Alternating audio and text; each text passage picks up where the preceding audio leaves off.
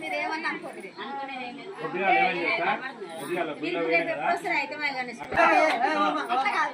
మరదాలు ఉంటాయి రేపు పొద్దున మేము తినాలి